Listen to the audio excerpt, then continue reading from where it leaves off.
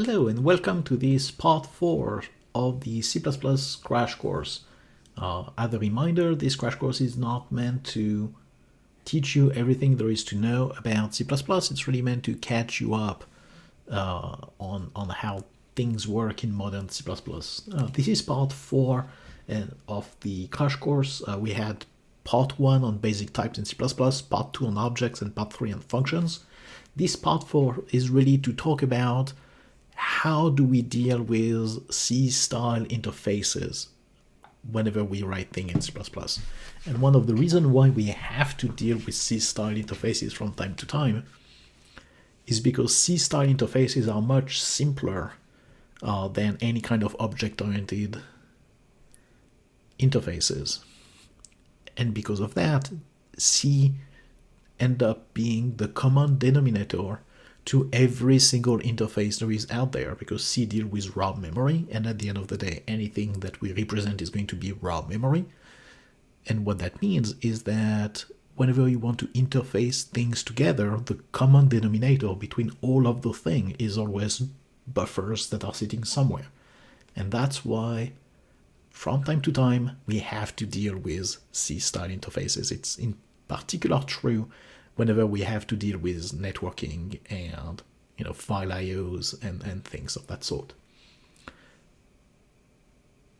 Without more delay, let's go ahead and jump into it. So probably the most different thing that we'll see between C and C++ is going to be how we deal with strings. In C++, strings are going to turn out to be objects that behave very similarly to how they work in Java and Python or whatever.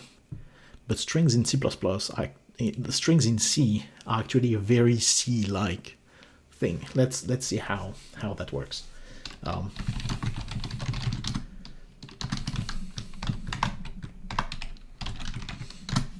Command line parameters to programs in C are actually passed to main through these two parameters, argc and argv. And if you have no parameter, then the only thing that argv is going to contain is a pointer to the name of the program itself, which is going to be argv of 0. And then the first command line parameter is going to be in argv1, the second parameter is going to be in argv2, etc. And you can see that in C, the way strings are represented are actually pointer to characters. It's a very strange way of representing strings when we come from an object-oriented language and paradigm. Essentially, the way strings are represented in C is that you get a pointer to the first character of the string. And then the second character is going to be after that in memory. And the way they're going to be represented is that after the last character of the string, there will be one more entry in memory, which will just contain a 0 to say, hey, we're done. All right, let's see how it works. Whenever we can directly print that pointer, argv0, C++ knows how to deal with C-style strings and how to print them. And we can see that argv0 is /1-strings, which makes sense. That's actually the way we invoked the program. And here I actually have a little bit of a code that actually show you how that string is represented. And you can see that I'm actually going to print every single character in argv0, the thing that starts at argv0, and then argv0, argv0 plus 1, argv0 plus 2, argv0 plus 3. And we're gonna go over them until we find a 0, and we're gonna print those characters one by one. And once we're gonna be done, we're gonna go back to the next line. And you can see that that's exactly what it actually prints exactly the same thing. That's how strings are represented in C. And because that's how strings are represented in C, it's kind of a very basic way of representing strings. So how would you compare strings in C? You have a function called strcomp, and strcomp is going to take two parameters, the string that you want to test and the string you want to test it against. And if strcomp returns 0, then that means that those two strings are the same. and I believe it can return positive or negative number depending on whether the first parameter is before or after the second parameter in lexicographical order. But we can see that if we compare argv0 to /1-strings, then it's actually going to print yes, it is. It actually did the string comparison correctly. Or what you could do is use the C++ way of doing things. You create a proper string object, you initialize it with argv0, and then C++ allows you to use standard comparison operators on strings. And so you can just test whether s is the same thing as /1-strings, and that should print yes, it is. Yes, it does. And just to show you that there is no magic shenanigan, if you try to do that with argv0, it should print no, it's not, and that's what it prints. The reason why it prints no, it's not in C is because that equal operator, what it does is that it tests whether this particular pointer argv0 is equal to this particular pointer to /1-strings, and these are different, so that's why you get a no, it's not. The reason why they are different is because that argv0 actually is the pointer that sits here on the stack, whether that string is a static string, and static string are going to be allocated in the data field of the binary, and so these two variables expressions are going to evaluate two pointers that are different. And so you can see that that's probably not what you want, right? It's not a good behavior, or at least programmatically in the kind of things that you would want to use, it's not a great behavior. What you want probably is to use strings. If you're not convinced with me that you want to use strings, you have to think about what you would have to do in order to append something to argv0. And basically in C it's not possible, because argv0 has already been allocated. You don't know how it's been allocated, you don't know where it's allocated, and most likely you don't know whether there is memory available at the end of that memory region for you to add more things at the end. So if you wanted to append something to argv0, you'd have to write at the end of that string of character. But maybe there is already something after there in memory. So the only way you could actually do something like this is to create a new memory region by calling something like malloc. Then you'd have to copy argv0 there. Then you'd have to append whatever you want. And now you'd have a proper string that contains what you want. The problem is that new memory region that you get, it's not argv0. It sits at a different address. So what you would have to do is to go back and change all the references to argv0 everywhere in your code and in all your data structure to point to that new region where argv0 is. Or you can do the reasonable things that people want to do, use a C++ object and call append on it. That's a lot simpler, and you can see that whenever you print it, it actually worked correctly. So yes, strings in C++ are slightly more complicated than the way pointer to characters are in C, but it provides you semantic that is exactly what you want. So in general, we don't want to use those C-style semantic because they force us to have to deal with allocating, deallocating, manipulating memory regions, and these things are hard to do. It's easy to do them incorrectly, and whenever we do them incorrectly, we have weird bugs that happen. So in general, we don't want to do that.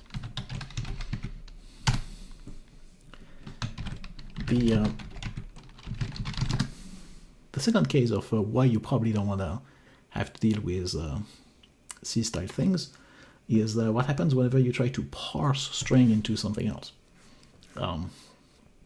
Here I have a code, and I'm using the C function a to I, and a to I is meant to convert a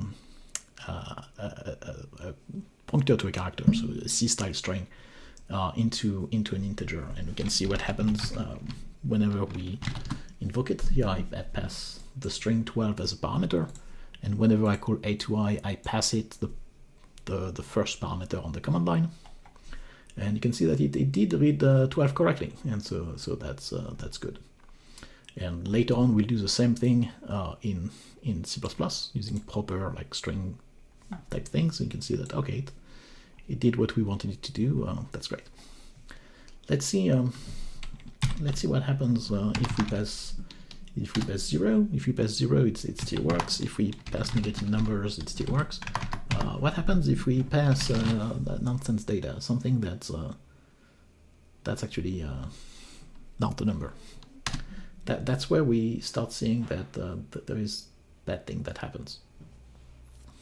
There is bad thing that happens for two reasons. The first thing is that that thing is not actually a string, yet at y it still returns something that looks correct. It returns 0, and the way it returns 0 is because it doesn't know how to interpret this thing. So it's gonna do something. It returns 0,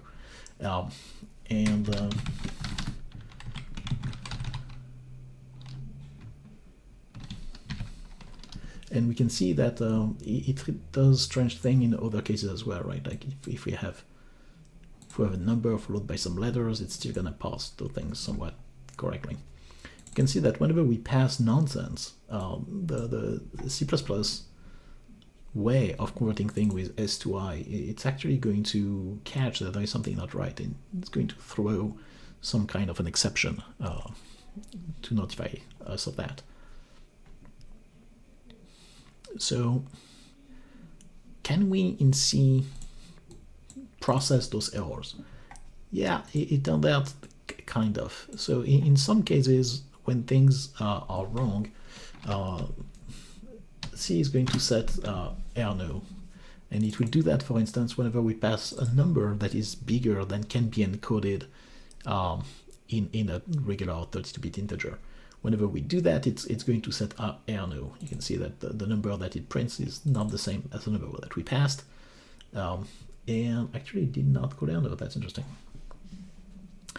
Anyway, it's not. You see, like, it doesn't catch errors. So can we catch errors in C? It turns out that yes, we can. There is a function for that, which is called st. It's a stirtle, stir to L. And that function stir to L is actually much nicer than A to I because it actually catches error. And if you look at the man page of stir to L, they show you how to use it. And this is how to use it. So you get the parameters, and then that's how you call stir to L. What happens is that you first have to reset error no, then you have to call stir to L. Then you have to do various kind of checks in order to verify whether you actually pass that particular string correctly or not. This is highly complicated. No one wants to write code like this. This is too much stuff to check. You can check it in C. It's probably not what you want to do. In practice, what you want is a function that will behave, and that's what C++ is going to give you. There are other there are other ways to do parsing in C++ for various type. You have, string to integer, string to long, string to long, string to float, string to double, string to long double that you could use. If you have a variable like an int or something like this, you can convert it back to a string by calling string to string. And if you have more complex parsing and formatting to do, there is a special object called a string stream that you can use to do more complex form of formatting and printing and parsing kind of thing. So you can do complex formatting and parsing in C by using things like printf and scanf, or buffered printf and buffered scanf. But these are very nasty syntax and semantics. String stream is going to do exactly what you want. It's much easier to use. In practice, you want to stay away from string processing in C. As soon as you're in C++, you'll get much nicer features out of C++ objects.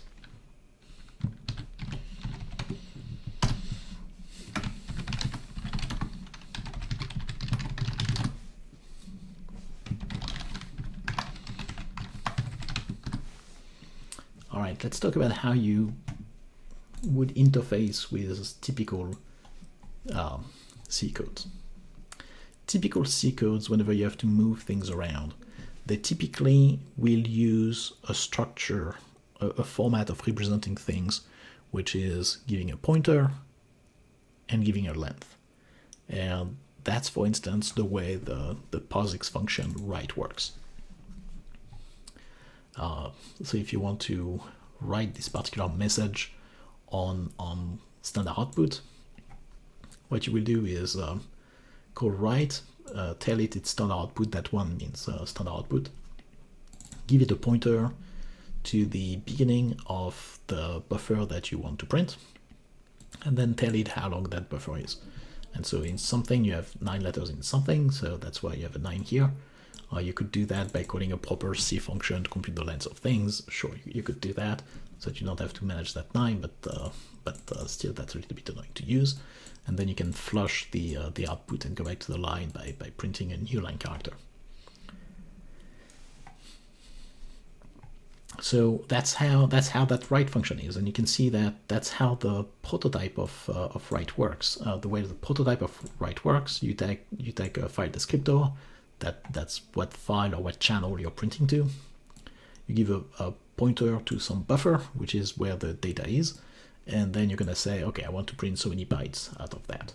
And the way write works is that by looking at whatever it returns, and by looking at RNO, you can figure out like whether your write worked correctly and things of that sort. If you want to read data back, it's the same thing. You're gonna need to do a read. You're gonna specify where you read from, the file descriptor, where you want the data to be written, and you're going to have to specify how much data you need to read, which means that before you can read something, you need to know how much data to read.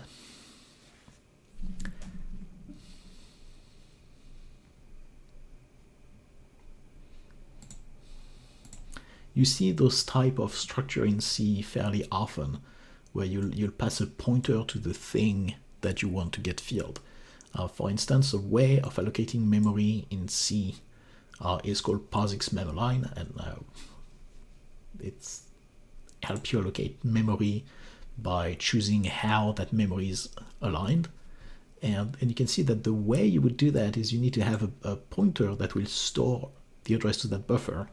And because you're going to need POSIX memline to tell you you're going to need POSIX memline to change the value of that buffer, what you're going to end up having to do is to pass a pointer to that buffer.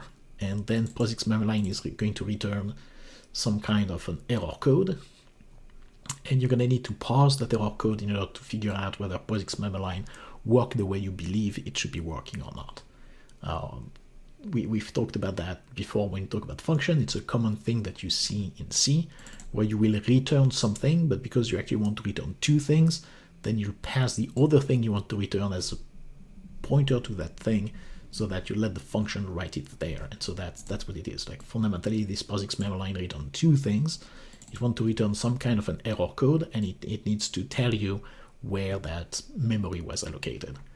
That's a fundamentally cumbersome way of doing things in C. In C++, you wouldn't need to do something like this. Probably POSIX memline would return the pointer that you want, and if that didn't work correctly, it probably throws an exception or something like this. That representation in C that uses like a pointer plus a size is something that you have to deal with. In particular, if you're trying to serialize a C++ object through a C interface, that's kind of annoying because you're going to have to use that kind of structure that has to specify size and the objects that you're passing. And you may have to do those kind of C-style interfaces whenever you're trying to serialize something to a file, or something to a network stream, or things of that sort. So let's think that we have some kind of a struct. In that struct here we have an integer and we have a vector of double, and we initialized it by pushing some stuff in there.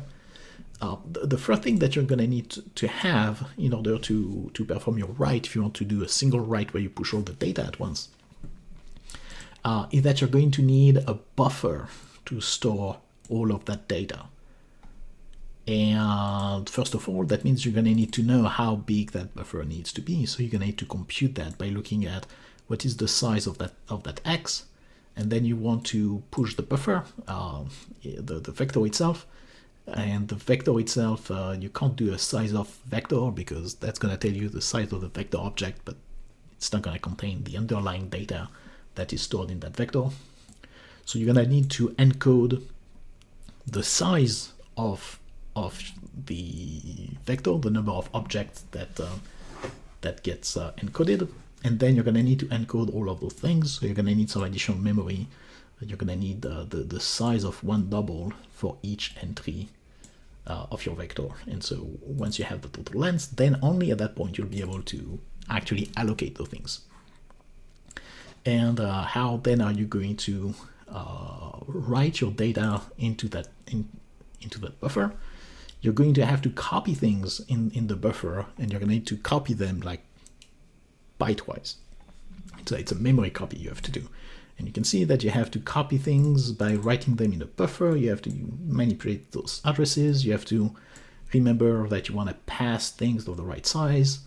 You have to make sure that you write at the correct location in your buffer and copy your data, indicate how much data you're going to need, and then copy the actual data that are stored in the vector. Only once you have done that, then you can actually write your buffer on your output channel. Here it's being written to 2, that's the error output of the program. You have to remember to pass the correct length, and only once you've done that, then you can actually free this buffer because you don't want to lose memory. And so you can see that like writing things out using C-style interface is actually fairly inconvenient. And if you wanted to parse that buffer back, that would be fairly annoying, because first of all, you probably can't do the read at once because you don't know how much you're going to need to read. Whenever you're going to want to do that read, the first question you're going to have is, okay, but how big my buffer needs to be? The only thing that you'll know is that the way your buffer starts is by having that integer x and the size of the vector. So you're going to have to read those things first, and then only you'll be able to read the actual content of the vector. So you'll see those kind of structures in C-style interfaces very often, where you get information about the data and then the data itself. You'll get how big is my data, and then you'll get the data. Because of that, manipulating C interfaces is kind of unnatural in C++. Unfortunately, we're going to have to do that every time we're going to use C-style interfaces.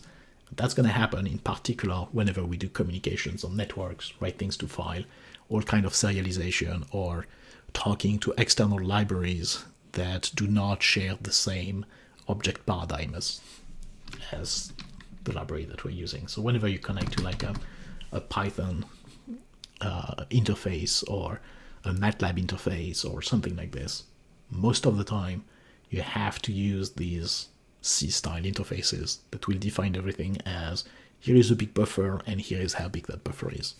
It's annoying to use, that's the way it is. All right, that's all I have for you today about how to live with C-style interfaces in C++. I hope I convinced you that you really want to stay away from these interfaces as much as you can. And there are cases where you can't do anything else, so you kind of have to live with them, and that's what it is. In any case, that's all for this particular part of the crash course, and in the next part we'll talk about how C++ gets compiled. Goodbye.